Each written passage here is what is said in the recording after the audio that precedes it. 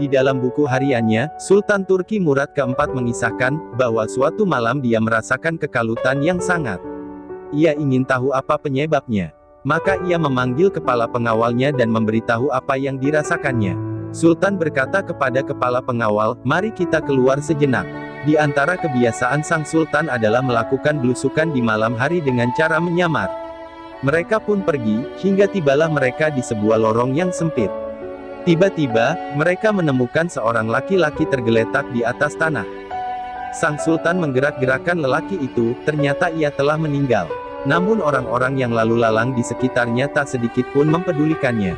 Sultan pun memanggil mereka tak menyadari kalau orang tersebut adalah sultan. Mereka bertanya, "Apa yang kau inginkan?"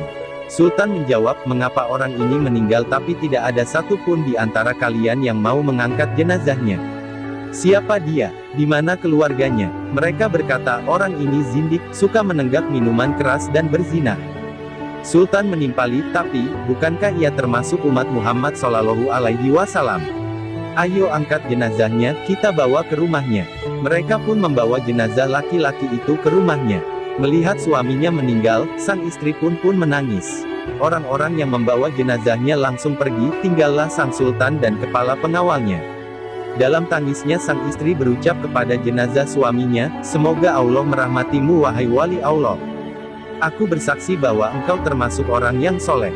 Mendengar ucapan itu Sultan Murad kaget. Bagaimana mungkin dia termasuk wali Allah sementara orang-orang membicarakan tentang dia begini dan begitu, sampai-sampai mereka tidak peduli dengan kematiannya. Sang istri menjawab, "Sudah kuduga pasti akan begini. Setiap malam suamiku keluar rumah pergi ke toko-toko minuman keras, dia membeli minuman keras dari para penjual sejauh yang ia mampu. Kemudian minuman-minuman itu dibawa ke rumah lalu ditumpahkannya ke dalam toilet, sambil berkata, 'Aku telah meringankan dosa kaum muslimin.' Dia juga selalu pergi menemui para pelacur, memberi mereka uang dan berkata, 'Malam ini kalian sudah dalam bayaranku, jadi tutup pintu rumahmu sampai pagi.'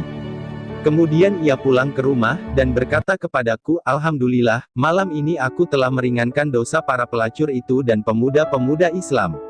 Orang-orang pun hanya menyaksikan bahwa ia selalu membeli khamar dan menemui pelacur, lalu mereka menuduhnya dengan berbagai tuduhan dan menjadikannya buah bibir. Suatu kali aku pernah berkata kepada suamiku, 'Kalau kamu mati nanti, tidak akan ada kaum muslimin yang mau memandikan jenazahmu, mensolatimu dan menguburkan jenazahmu.' Ia hanya tertawa, dan berkata, 'Jangan takut, bila aku mati, aku akan disolati oleh sultannya kaum muslimin, para ulama dan para aulia.' Maka, Sultan Murad pun menangis, dan berkata, 'Benar. Demi Allah, akulah Sultan Murad dan besok pagi kita akan memandikannya, mensolatkannya dan menguburkannya.' Demikianlah, akhirnya prosesi penyelenggaraan jenazah laki-laki itu dihadiri oleh Sultan, para ulama, para masyaikh dan seluruh masyarakat. Kisah ini diceritakan kembali oleh Syekh Al-Musnid Hamid Akram Al-Bukhari dari Muzakiraat Sultan Murad keempat.